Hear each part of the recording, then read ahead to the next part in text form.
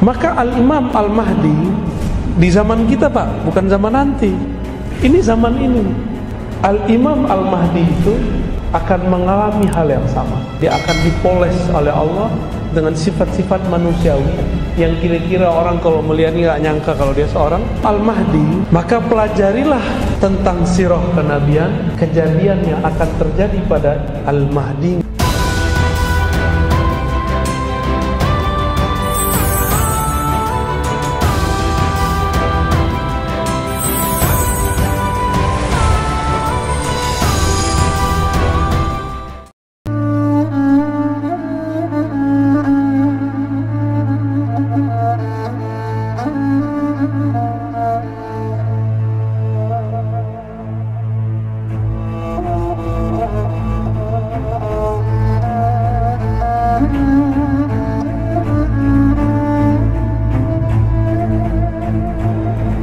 Benarlah kata Imam Ibn Athaillah As-Sakandari,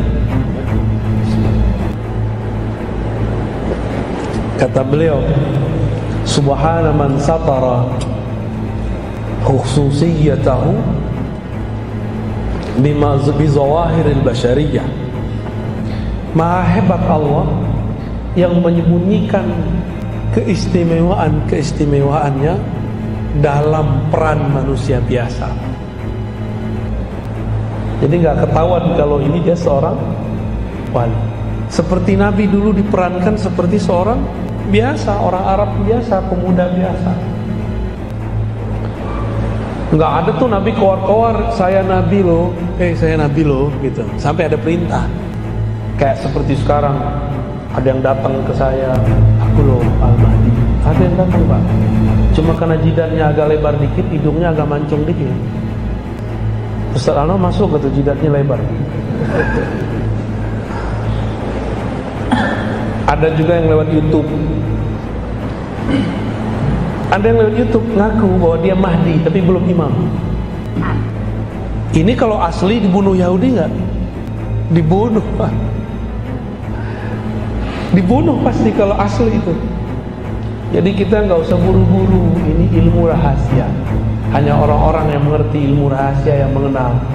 Seperti Buhairo bertahun-tahun menunggu, akhirnya ketemu. Ya. Berarti Abu Thalib mengerti nggak Muhammad bin Abdullah adalah seorang nabi? Ngerti dia. Cuma akhir hayatnya disebutkan dalam Sahih Bukhari tidak sempat melafazkan. Cuma di batinnya dia ingkar nggak? Dia nggak pernah ingkar. Oleh karena itu ulama berbeda pendapat mengenai status meninggal beliau. Apakah meninggal kafir atau mukmin? Ya. Nah itu bagaimana cara memahami ilmu akhir zaman. Jadi babnya ma'rifatul ism, bab mengetahui nama, yaitu tanda-tanda. Maka pelajarilah tentang sirah kenabian, kejadian yang akan terjadi pada Al-Mahdi nggak jauh beda. Bedanya nanti formulasinya. Bapak Ibu Saudara sahabat ikhwan akhwat fillah, seperti yang saya sebutkan di tempat yang lain kemarin yang sudah mengikuti, akhir zaman ini semua ilmu dikumpulkan Allah. Bahkan dalam handphone yang kecil yang kita sebut smartphone, itu semua ilmu ada nggak di situ? Ilmu hadis ada nggak? Ilmu tafsir? Ilmu apa lagi? Tasawuf ada Pak di situ. Karena semua ilmu sudah ada di benda kecil itu. Bahkan lebih ajaib daripada Nabi Sulaiman. Lapar tinggal datang duit datang. Ya.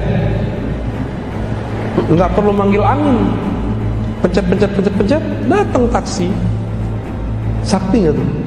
Itu Nabi Sulaiman kalau datang Pak, tongkatnya nganggur itu, cincinnya nganggur, taruh aja tuh, main handphone aja kita, mau makan mau apa. Ini saya serius loh Pak. Nabi-nabi dulu kalau hidup sekarang pasti beli smartphone, serius. Karena Nabi itu manusia biasa. Apa kata Allah? Qul, katakan, ana basyarun mislukum, aku basyar seperti kalian. Bedanya cuma satu, yuha ilayya. diwahyukan kepadaku bahwasannya tiada ilah, tiada yang disembah, tiada Tuhan kecuali Allah Subhanahu wa ta'ala. Itu aja bedanya. Berarti Al-Mahdi sama gak? Dia manusia kayak kita, bedanya kolbunya selalu dapat ilham. Maka dia berjuang dengan ilham, bergerak dengan ilham, bukan pakai tebak-tebakan, bukan pakai cocok-cocok logi, bukan pakai ambisi, bukan pakai nafsu. Maka pencirian gerakan akhir zaman yang sesuai dengan sunnah Nabi, sesuai dengan ajaran Al-Imam Al-Mahdi, itu yang bergeraknya Al-Mahdi, orang yang hatinya diberi petunjuk oleh Allah Subhanahu wa ta'ala. Dan petunjuk ini dia terima setiap saat di kalbunya. Mimpinya adalah pengkhabaran, jaganya adalah pemakrifatan. Jadi mereka ini yang seperti dikatakan Nabi, Nabi pernah berkalam, Pak. Tanamu qalbi, tanamu ainayya wa la yanamu qalbi. Mataku tidur, hatiku tidak tidur. Hadis Bukhari dan Muslim. Matanya tidur, kolbunya tidak tidur. Maksudnya gimana?